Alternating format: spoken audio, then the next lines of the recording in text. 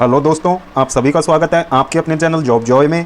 तो दोस्तों, इस वीडियो में हम बात करने वाले हैं सीआईएसएफ में निकली एक बम्पर भर्ती के बारे में। तो दोस्तों, भर्ती की पूरी जानकारी के लिए वीडियो को अंत तक जरूर देखें। और दोस्तों, अगर इससे पहले आप हमारे चैनल पर पहली बार विजिट कर रहे हों तो सभी सरकारी भर्तियों की लेटेस्ट और ऑथेंटिक अपडेट्स के लिए हमारे चैनल को जरूर सब्सक्राइब करें। साथ ही बेल आइकन को भी प्रेस करें, जिससे आने वाली वीडियोज़ की नोटिफिकेशन आपको समय पर मिलती रहे। तो दोस्तों, सीआईएसएफ में एक कांस्टेबल पदों पर ये बड़ी भर्ती निकल कर आ रही है। तो दोस्तों, इसमें जो सीआईएसएफ कांस्टेबल फायर मेल के पदों पर यहाँ पे भर्ती रिक्रूटमेंट जारी कर दी है इन्होंने। तो दोस्तों, इसमें हम बात करते हैं सबसे पहले इंपॉर्टेंट डेट्स की। तो दोस्तों, इसके जो ऑनलाइन आवेदन है वो 31 अगस्त से चालू होने वाले हैं। और दोस्तों, ऑनलाइन आवेदन की अंतिम तिथि यहाँ पे 30 सितंबर यहाँ पे रहने वाली है, जो कि इन्होंने नोटिफिकेशन में टॉप में मेंशन कर दिया है। और दोस्तों, अगर हम बात करें तो जो कांस्टेबल की जो लेवल पे जो इनका रहने वाला है वो 21,700 यहाँ पे बेसिक पे रहने वाला है। और दोस्तों, ये 59,100 रुपये तक आपका बेसिक पे यहाँ पे रहने वाला है। तो दोस्तों, हम बात करें यहाँ पे एप्लीकेशन मोड की, तो दोस्तों एप्लीकेशन मोड यहाँ पे ऑनलाइन रखा है। और दोस्तों, अगर हम बात करें यहाँ पे एग्जामिनेशन की, तो दोस्तों रिटर्न एग्जाम OMR बेस भी हो सकता है और कंप्यूटर बेस भी हो सकता है। तो दोस्तों, ये सब डिपेंड करेगा कि कितने नंबर ऑफ फॉर्म्स वहाँ पे कितने कैंडिडेट्स अप्लाई करते हैं। यदि ज़्यादा संख्या में वहाँ पे आवेदन फॉर्म उनके पास पहुँचते हैं तो एग्जाम CBT बेस होगा, अदरवाइज ये ऑफलाइन एग्जाम कंडक्ट करवाएंगे। तो दोस्तों, अगर हम बात करें यहाँ पे एग्जाम से पहले कैंडिडेट का PET टेस्ट होगा। और दोस्तों, उसके बाद डॉक्यूमेंट वेरिफिकेशन करवाया जाएगा। और दोस्तों, जो कैंडिडेट यहाँ पे अपने PET को क्लियर करेंगे, उनका डॉक्यूमेंट वेरिफिकेशन करने के बाद में फिर उन्हें एग्जाम के लिए यहाँ पे बुलाया जाएगा। फिर आपका CBT बेस या फिर OMR बेस आपका एग्जाम होगा। तो दोस्तों, जो आपका एग्जाम होगा उसके आधार पर ये 2 गुना कैंडिडेट्स को फाइनली मेडिकल के लिए यहाँ पे शॉर्टलिस्ट करेंगे। यानी कि 1130 टोटल वैकेंसीज हैं। तो दोस्तों 2260 कैंडिडेट्स को यहाँ पे फाइनली मेडिकल के लिए यहाँ पे लिस्ट किया जाएगा।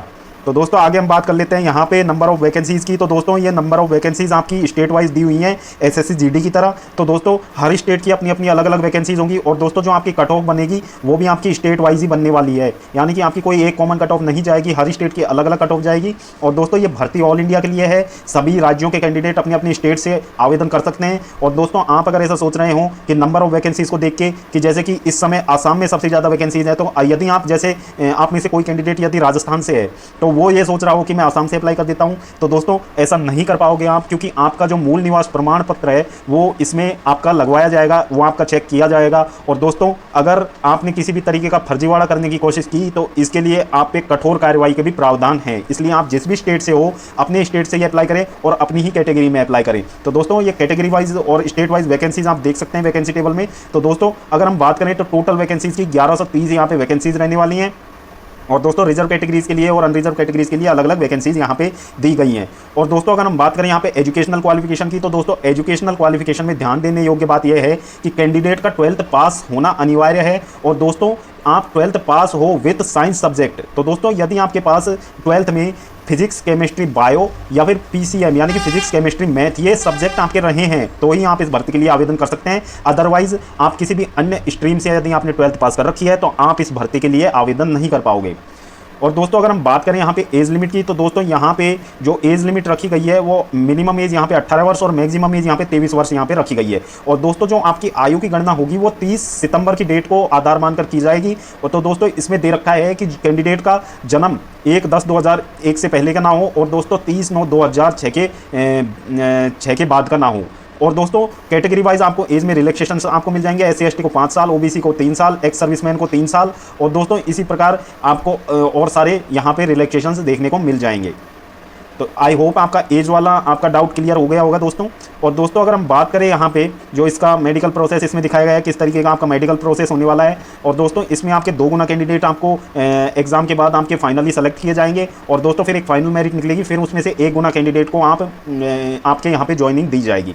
और दोस्तों, काफ़ी अच्छी वैकेंसी है ये। इसमें काफ़ी समय, जैसे कि दोस्तों अदर वैकेंसीज होती हैं CISF में, उनमें तो आपको इतना ज़्यादा समय भी नहीं मिल पाएगा। और दोस्तों, यदि आप किसी अन्य एग्जाम्स की तैयारी भी करना चाहते हैं जॉब के बाद, तो ये आपके लिए सबसे बेस्ट जॉब अपॉर्चुनिटी है दोस्तों, क्योंकि इसमें काम ज़्यादा रहता नहीं है। क्योंकि फायर का सिर्फ काम इतना सा रहता है, यदि कमर्शियल बिल्डिंग जो गवर्नमेंट के अंडर आती हैं वहाँ पे यदि आग वगैरह लगती है तो ही आपको बुलाया जाएगा। अदरवाइज कोई इमरजेंसी सर्विसेज के लिए ही आपको बुलाया जाएगा। अदरवाइज आप फ्री ज़्यादा रहते हो, इसमें आपको फ्री समय ज़्यादा मिलता है। इससे आप अपनी आगे की तैयारियों पे भी ध्यान दे सकते हो। तो बहुत अच्छी वैकेंसी आपके लिए रहने वाली है। और दोस्तों, अगर हम बात करें यहाँ पे एप्लीकेशन फीस की, तो दोस्तों इसकी जो एप्लीकेशन फीस यहाँ पे 100 रुपये मात्र रखी है इन लोगों ने। और दोस्तों, जो SC ST ESM और अन्य रिजर्व कैटेगरीज है उनके लिए यहाँ पे किसी भी तरीके की कोई एग्जाम फीस नहीं रखी है। और दोस्तों जो आपकी एग्ज़ाम फीस पेमेंट करने की लास्ट डेट है वो 30 सितंबर रात 11 बजे तक आप अपने एग्ज़ाम फीस को यहाँ पे पेमेंट कर सकते हो। तो दोस्तों ये स्पष्ट रूप से इन्होंने मेंशन कर दिया है। और दोस्तों जो सर्विस चार्ज है वो आपको देने होंगे। और दोस्तों यदि आपका जो एप्लीकेशन में यदि आपसे कोई गलती हो जाती है तो आपको उसको सुधारने का अवसर भी दिया जाएगा। पहली बात तो आप किसी भी तरीके की कोई गलती ना करें, क्योंकि ये गलती आपको 200 रुपये की पड़ने वाली है यहाँ पे। तो दोस्तों इसमें स्पष्ट रूप से मेंशन किया हुआ है कि जो करेक्शन चार्जेज हैं वो 200 रुपये रहने वाले हैं, इसलिए ध्यान से अपनी फॉर्म को भरें, अच्छे से पढ़ के। और दोस्तों अगर हम बात करें यहाँ पे कि एग्ज़ाम बेस की, तो दोस्तों एग्ज़ाम मेथड इसमें जो पहले जो आपका पीईटी पीएचडी और डीवी यहाँ पे करवाया जाएगा। तो दोस्तों जो कैंडिडेट यहाँ पे पीईटी पीएचडी को क्लियर करेंगे उनका डीवी करवाया जाएगा, उसके बाद आपका रिटर्न एग्जाम यहाँ पे कंडक्ट करवाया जाएगा। रिटर्न एग्जाम का बेस अभी इन्होंने तैयार नहीं किया है, ये नंबर ऑफ एप्लीकेशंस पे डिपेंड करता है। यदि नंबर ऑफ एप्लीकेशंस ज़्यादा जाते हैं तो आपका सीबीटी बेस एग्जाम होगा, अदरवाइज आपका ऑफलाइन एग्जाम ये लोग करवाएंगे, जो इन्होंने स्पष्ट रूप से मेंशन किया है। तो दोस्तों यहाँ पे फिजिकल स्टैंडर्ड टेस्ट की यदि हम बात कर लेते हैं तो दोस्तों क्या क्या रहने वाला है।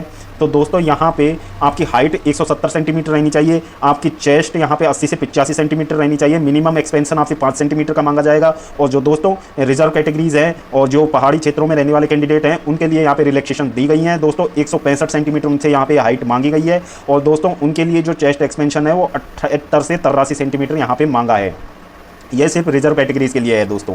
और दोस्तों ये मेल के लिए भर्ती रहने वाली है, फीमेल कैंडिडेट्स इसमें अप्लाई नहीं कर सकते। और दोस्तों जो यहाँ पे रिजर्व कैटेगरीज है जैसे ये मिजो एंड नागाज के लिए, इनके लिए यहाँ पे अलग से 162.5 सेंटीमीटर हाइट दे रखी है। और दोस्तों 77 से 82 सेंटीमीटर इनकी जो चेस्ट का मेजरमेंट है वो मान्य किया जाएगा।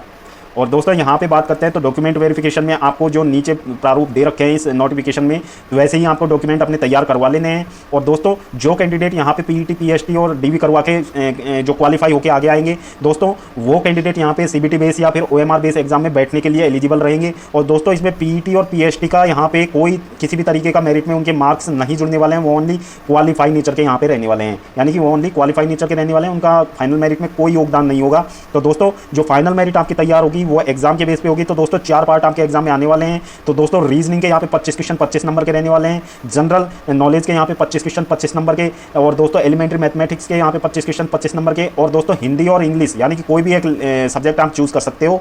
तो यदि आप हिंदी लेना चाहो तो हिंदी ले सकते हो, यदि आप इंग्लिश लेना चाहो तो इंग्लिश ले सकते हो। तो दोस्तों 25 क्वेश्चन उसके 25 नंबर के यहाँ पे रहने वाले हैं। टोटल 100 नंबर का आपका ये पेपर रहने वाला है। और दोस्तों समय आपको इसमें अच्छा खासा मिलेगा, यहाँ पे 2 घंटे का समय आपको मिलेगा 100 क्वेश्चन सॉल्व करने के लिए। और दोस्तों आपके लिए एक और खुशखबरी है इसमें कि आपके जो सीबीटी बेस एग्जाम में कोई नेगेटिव मार्किंग यहाँ पे नहीं रहने वाली है, यानी कि यदि आपका कोई क्वेश्चन गलत होता है तो उसके लिए आपकी कोई भी यहाँ पे नेगेटिव मार्किंग नहीं रखी जाएगी। तो काफ़ी ईजी आपका एग्जाम पैटर्न है और इसकी मेरिट भी अच्छी खासी जाने वाली है, इसको देखते ही यही लग रहा है दोस्तों।